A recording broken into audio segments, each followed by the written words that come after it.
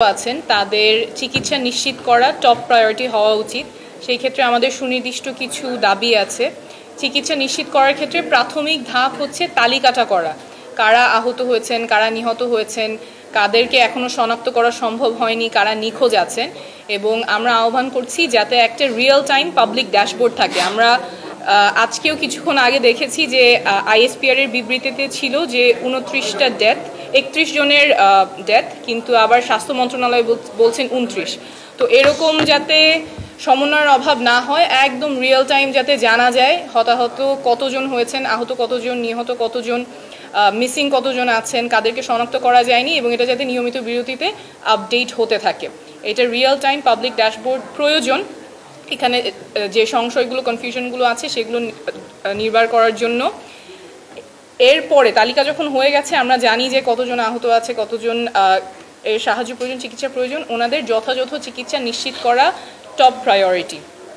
আমরা গতকাল থেকেই দেখেছি চিকিৎসক, নার্স এবং অন্যান্য স্বাস্থ্যসেবা কর্মী যারা আছেন তারা অক্লান্ত পরিশ্রম করছেন, সেজন্য অনেক ধন্যবাদ।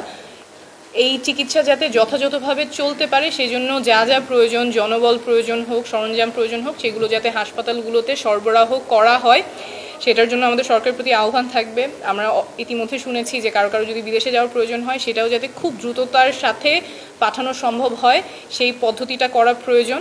আরেকটা জিনিস অনেক সময় সামনে আসে না, এটা তো একটা খুবই বড় দুর্ঘটনা। ছোট ছোট ছেলেমেয়েরা ক্লাসরুমে ছিল, তাদের ওপরে এই দুর্ঘটনাটা হয়েছে এবং যারা ভুক্তভোগী বিশাল একটা ট্রমার মধ্যে দিয়ে গিয়েছেন।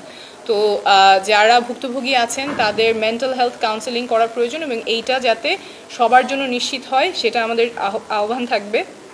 এই ছোট ছোট বাচ্চারা যারা মানে সারাটা জীবন্ত পড়ে আছে, ওদের পুনর্বাসন নিয়েও একটা পূর্ণাঙ্গ পরিকল্পনা থাকা প্রয়োজন।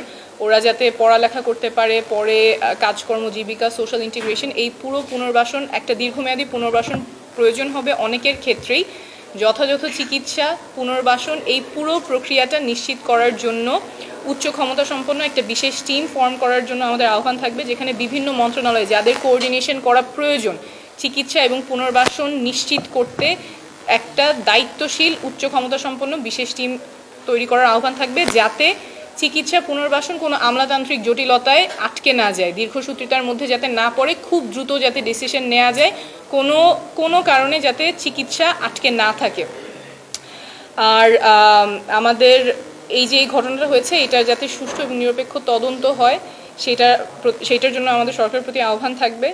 আর আমরা দেখেছি গতকাল থেকেই যে অনেকে স্বতঃস্ফূর্তভাবে সহায়তার জন্য এগিয়ে এসেছেন, চিকিৎসক, ফায়ার ফাইটার, স্কুলের স্টাফ, নাগরিক, অনেক গ্রুপ এগিয়ে এসেছেন, ওনাদের প্রতি আমাদের কৃতজ্ঞতা। কিন্তু একটা বিষয় যেটা থাকে যে হাসপাতালে ভিড় করলে, যেহেতু এখানে মেজরিটি রোগী হচ্ছে বার্নের রোগী, পোড়া রোগী, ওনাদের রোগ প্রতিরোধ ক্ষমতা কমে যায়। যদি ভিড় থাকে তাহলে ইনফেকশনের সম্ভাবনা বেড়ে যায় এবং ইনফেকশন থেকে মৃত্যু ঝুঁকি বাড়ে। তাই হাসপাতালে অযথা ভিড় না করার আহ্বান থাকবে। আর যেহেতু একটা টেন্স সিচুয়েশন, অনেক ধরনের ইনফরমেশন সামনে আসতে পারে, যে কোনো তথ্য সামনে আসলে সেটা যাচাই না করে শেয়ার না করার আহ্বান থাকবে।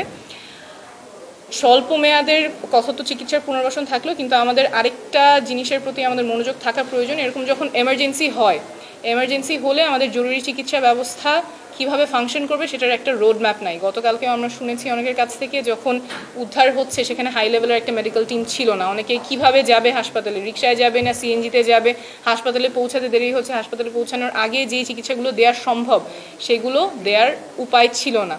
তো আমাদের এই যে এমার্জেন্সি টিম নাই, প্রি হসপিটাল কেয়ার, এই পুরো জিনিসটা যাতে আমাদের রাষ্ট্রীয়ভাবে ব্যবস্থা থাকে, যখন কোনো ক্রাইসিস হবে, যখন কোনো এমার্জেন্সি হবে, সেটা কিভাবে ডিল করা হবে, এবং যেই ইনজুরি, যেই হতাহতের ঘটনা বা যেই ক্ষতিগুলো আমরা প্রতিরোধ করতে পারি চিকিৎসার মাধ্যমে, সেটা যাতে দ্রুততম সময়ে চিকিৎসা নিশ্চিত করা যায়।